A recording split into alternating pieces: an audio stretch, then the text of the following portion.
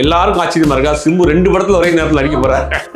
ஒரே டைம்ல 2 படத்துல நடிக்கிறாரு. கெட்டப் சேஞ்ச் எல்லாம் இருக்குமே சார், அது எப்படி சார் ஹேண்டில்? அதுல வேற கெட்டப்ல வருவாரு. அது கிட்டத்தட்ட 16 கெட்டப்ன்றாங்க. தனுஷ் அவர்கள் மம்முட்டி அவர்கள் கூட சேர போறாரு இந்த ராஜ்குமார் பெரியசாமி அவரோட இயக்கத்துல அப்படின்னு சொல்றாங்க. இது எந்த அளவுக்கு உண்மை? 1 டஜன் படம் வச்சிருக்காரு தனுஷ். நல்லா கதை சூஸ் பண்றாரு, நல்லா டைரக்ட் பண்றாரு, ஓரளவுக்கு யங்ஸ்டர்ஸ் மத்தியில பல்ஸ் பிடிச்சிருக்காருன்னு வச்சுங்களேன். ஆனா அவர் வந்து ஒரு ஸ்டைல மாத்தி இவருக்கான ஸ்டைல உருவாக்கலன்னா ரொம்ப கஷ்டம்.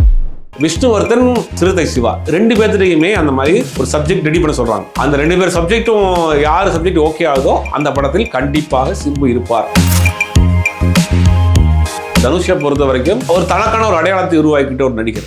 நீங்க வந்து பாத்தீங்கன்னா அவங்க அப்பா அண்ணன்லாம் புஷ் பண்ணி உள்ள கொண்டு வந்தாலும் கூட ஒரு கட்டத்துக்கு மேல அவர் வந்து தன்னை வந்து செதுக்கிட்டார். அதுக்கு முக்கிய காரணம் வந்து வெற்றிமாறன்.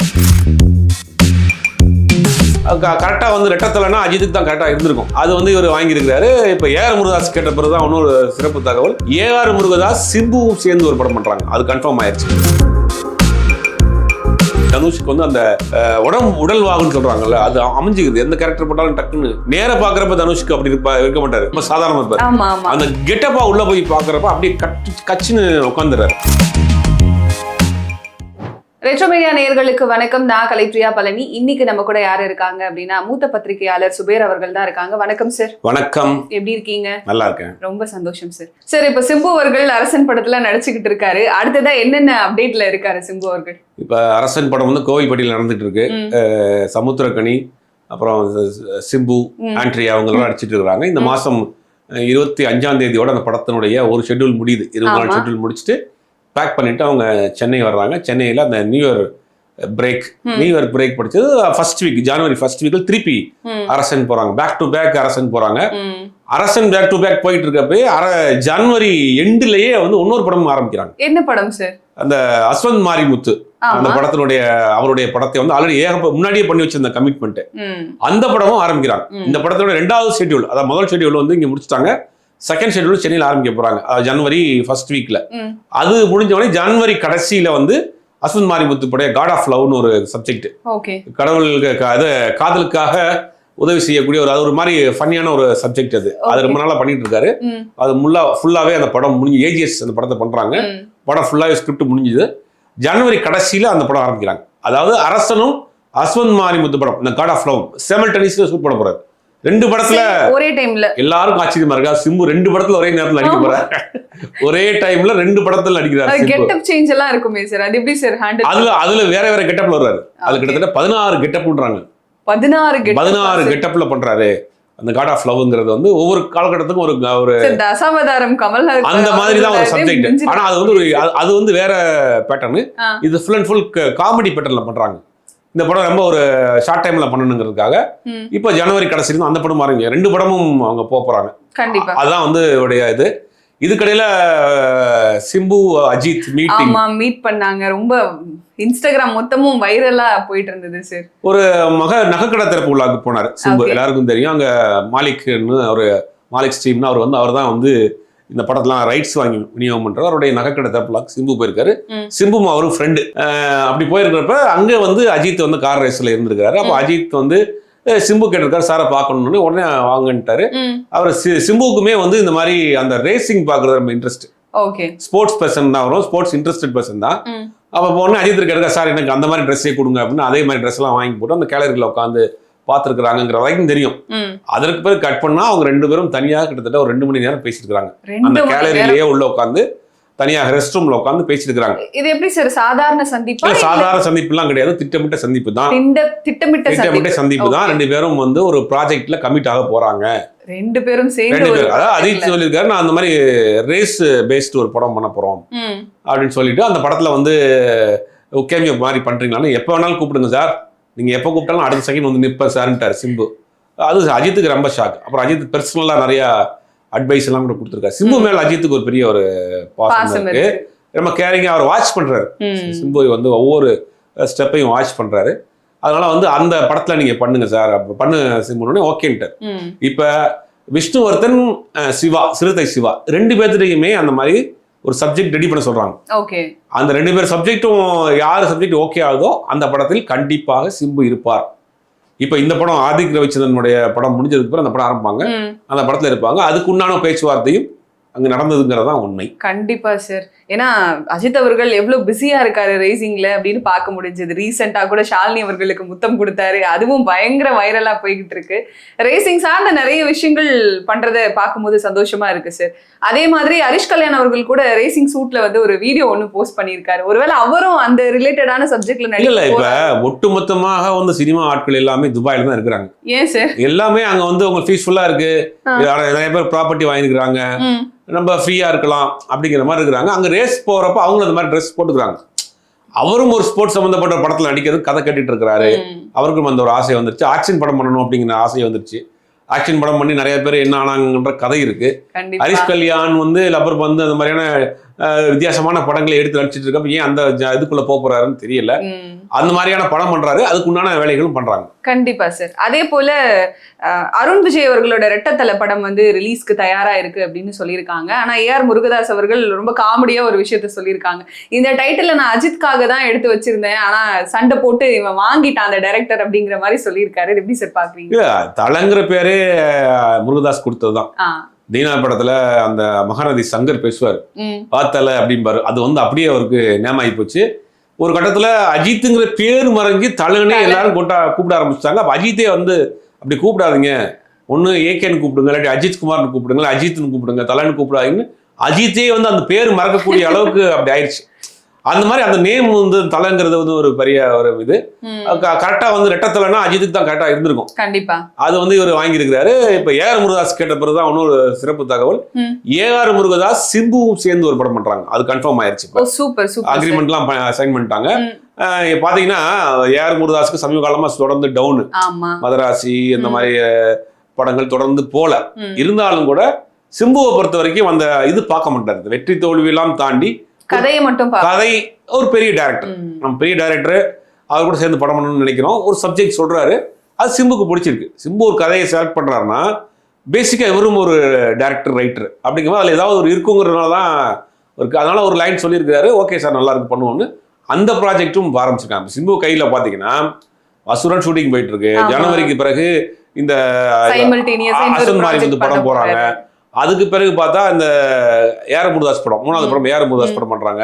ஏஆர் முருகதாஸ் படம் முடிச்சுட்டு வந்தோடனே நம்ம வந்து இந்த கண்ணும் கண்ணும் கொள்ளை எடுத்தால் அவருடைய டேரக்டர் பெரிய ப்ராஜெக்ட் 150 கோடி ரூபாய் ப்ராஜெக்ட், அந்த படமும் பண்ண போறாங்க. வரிசையா பிஸியா பண்ணணும். அஜித் கொடுத்த அட்வைஸும் தான், தொடர்ந்து நிறைய படம் பண்ணுங்க, கேப் கொடுக்காதீங்கன்னு சொல்லியிருக்காரு, அட்வைஸ் கொடுத்துருக்காரு கூட. அதனால இப்ப தொடர்ந்து படம் பண்ண போறாரு. சிம்பு அவர்கள் காட்டுல மழை தான் இனிமே தடுத்து. எப்பயுமே அவர் தான் வந்து லேசியா இருந்தாரு, கொஞ்சம் லேசியா அப்படி பண்ணுவோம்னு நினைச்சுக்காரு. இப்ப பொறுத்த வரைக்கும் நல்ல சப்ஜெக்ட் வரிசையா அமைஞ்சிருச்சு. ஒரு பக்கம் வந்து அஸ்வந்த் மாரிமுத்து ஒரு பெரிய ஹிட் கொடுத்து வந்த டைரக்டர், கண்டிப்பா இந்த பக்கம் வெற்றி மாறன், இந்த பக்கம் ஏஆர் முருகதாஸ், வரிசையா வந்து ஒரு பெரிய டீம் வந்திருக்காங்க, நல்ல படம் பண்ணிட்டு இருக்காங்க. கண்டிப்பா சார். பிரதீப் ரங்கநாதன் இப்போ இருக்கிற ட்ரெண்ட்ல பயங்கரமா படம் பண்ணிக்கிட்டு இருக்காரு, ஹேட்ரிக்கா கொடுத்து தள்ளிட்டு இருக்காரு. அந்த வரிசையில அடுத்த வருஷம் ஒரு படம் பண்ண போறதா சொல்லியிருக்காங்க சார். அவரே டைரக்ட் பண்ணி அவரே ஹீரோவா நடிக்க போறாரா. அந்த வருஷமே அந்த படம் ரிலீஸ் ஆக போகுதுன்னு வேற சொல்றாங்க. ஏஜிஎஸ்க்காக பண்றதா சொல்றாங்க. அவரே ஹீரோவா பண்ணி அவரே டைரக்ஷன் பண்ணி. ஆனா என்னன்னா பிரதீப் ரங்கநாதன் கேட்டதாக சொல்றாங்க. பிரதீப் ரங்கநாதன் தன்னுடைய ஸ்டைல வந்து கொஞ்சம் வந்து தனித்துவப்படுத்தணும். இவர் நிறைய சிம்பு மாதிரி பிரபுதேவா மாதிரி நிறைய இமிடேஷனாவே இருக்கு. இது என்னன்னா இது ரொம்ப நாளைக்கு போகாது. அவர் கதையை வந்து ஒரு வித்தியாசமான கதையை சூஸ். லவ் டுடே படத்துல யார் நடிச்சிருந்தாலும் போயிருக்கோம், கோமாளி படத்துல யார் நடிச்சிருந்தாலும் போயிருக்கோம். கோமாளி படத்துல நடிக்காட்டியும் கூட டைரக்ஷன் பண்ண படம். ஆனா அந்த மாதிரி கதையோர படங்கள்னால ஓடிடுது. இவரை தனித்துவமாக ஹீரோவா தனியா நீங்க எடுத்து வச்சு பாத்தீங்கன்னா நிறைய பேருடைய ரிசப்ட் இருக்கும். யோகராஜ் மாதிரி கூட பேசும்போது இருக்குன்னு நடிக்கும் போதே இருக்கு. இப்ப யோகராஜ்னு ஒரு ஆக்டர் இருந்தாரு, அது வந்து பாக்கியராஜ் மாதிரி இருப்பாரு. பாக்கியராஜ் மாதிரி கண்ணாடி போட்டிருப்பாரு, அதே மாதிரி விக்கு வச்சிருப்பாரு, அதே மாதிரி பேசுவாரு, அதே மாதிரி நடிப்பாரு. சில படங்கள் வந்து அவருக்கு படம் ஓடிச்சு. ஆனா ரொம்ப லாங் ஸ்டாண்ட் போக முடியாது.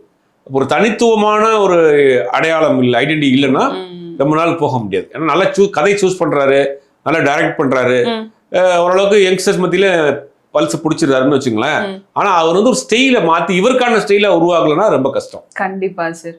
இப்ப அந்த படம் எப்படி இருக்கும் சார்? ஏன்னா இப்போ தொடர்ந்து அவர் பயங்கர வெற்றி 100 கோடிக்கு மேல வசூல கொடுக்குறாரு. அப்ப அந்த படத்துக்கு அந்த அழுத்தம் இருக்கும்ல, நம்ம எப்படியாவது 100 கோடிக்கு மேல வசூல் கொடுத்தே ஆகணும் அப்படிங்கிற அழுத்தம். அழுத்தம் கிடையாது, தயாரிப்பாளர் நினைப்பாங்கல்ல இந்த படம் மாதிரி இது பெரிய சம்பளம் பெரிய சம்பளம் கேட்பாரு. அப்படிங்கும்போது அழுத்தமா இருக்காது. ஒரு என்ன சொல்றது, ஒரு கட்டாயத்துக்கு வந்துடலாம்.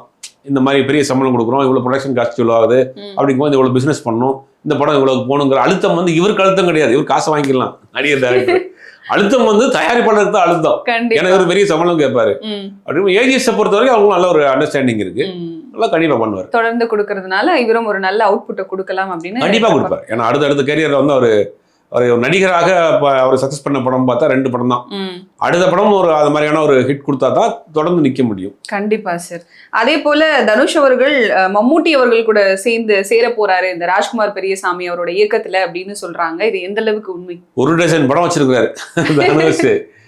வந்து ராஜ்குமார் பெரியசாமி முதல்ல மோகன்லால் பேசினாங்க. மோகன்லால் தான் அந்த படத்துல பண்றதா இருந்துச்சு.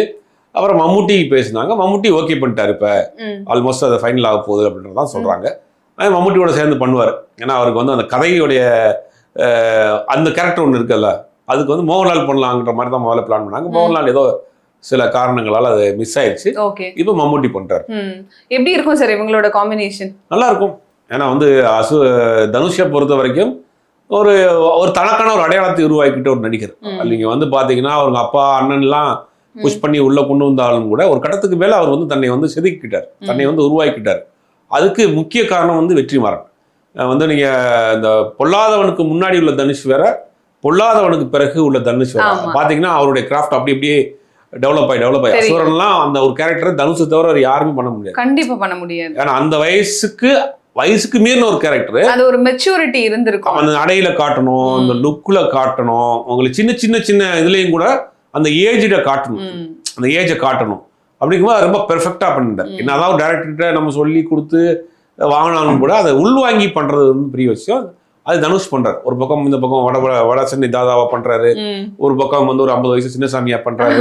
ஒரு ஹிந்தியில போய் பாத்தீங்கன்னா மீசெல்லாம் எடுத்துட்டு அப்படியே நார்த் இந்தியன் பையன் மாதிரியே இருக்கு. நார்த் இந்தியன் யூபி வாழா மாதிரியே இருக்காங்க. அப்படியே பாக்குறப்ப யூபியில இருந்து டப்பா வாழான்னு சொல்லுவாங்க, அந்த கேரக்டர் மாதிரியே அப்படியே இருக்கிறாப்ல. இன்னொரு பக்கம் பாத்தீங்கன்னா அதெல்லாம் வந்து உண்மையிலே பெரிய காட் கிஃப்ட். அது அதாவது வந்து தனுஷ்க்கு வந்து அந்த உடல் வாகுன்னு சொல்றாங்கல்ல, அது அமைஞ்சுக்குது. எந்த கேரக்டர் போட்டாலும் டக்குன்னு நேர பாக்குறப்ப தனுஷ்க்கு அப்படி இருக்க மாட்டாரு, ரொம்ப சாதாரணமா இருப்பாரு. அந்த கெட்டப்பா உள்ள போய் பாக்குறப்ப அப்படியே கச்சுன்னு உட்காந்துறாரு. கண்டிப்பா அது வந்து ஒரு பெரிய அவருக்கு இயற்கையாவே கொடுத்த கிஃப்ட். தன்னையும் வந்து அதை வந்து அப்டேட் பண்ணி அவரோட டெடிகேஷனும் கூட இல்ல, அந்த கேரக்டர் நம்ம அப்படியே இருக்கணும். இவ்வளவு பணம், இவ்வளவு பேரு, இவ்வளவு புகழ் இருந்தாலும் கூட ஓடிக்கிட்டே இருக்காரு.